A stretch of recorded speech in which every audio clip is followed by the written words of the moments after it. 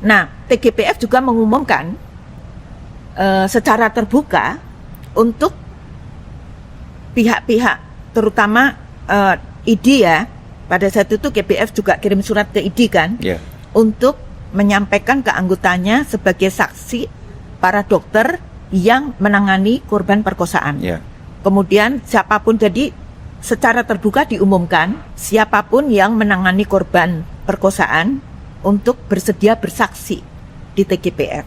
Nah, pada saat itu ID banyak yang mendaftar. Awalnya banyak yang mendaftar.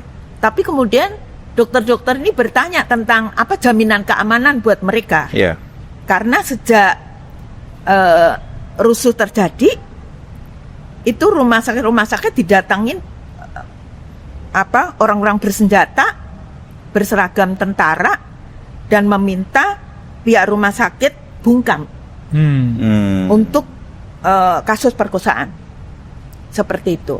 Saya tahu ini ketika saya mendatangi dokter itu ya yang menangani perkosaan, dan dia menceritakan itu.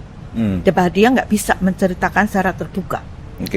Ini perkara juga keamanan. Jadi dari pengumuman terbuka, kemudian dari kasus-kasus yang kita punya kontaknya ya, kemudian kita dorong mereka untuk datang ke TGPF untuk memberikan kesaksian. Nah, maka datanglah ya dokter, psikolog, pendamping korban, relawan-relawan seperti itu yang menangani kasus perkosaan Mei 98. Akhirnya terkumpullah sejumlah data itu, di mana yang diperhitungkan di dalam TGPF adalah sampai pada titik ketemu dengan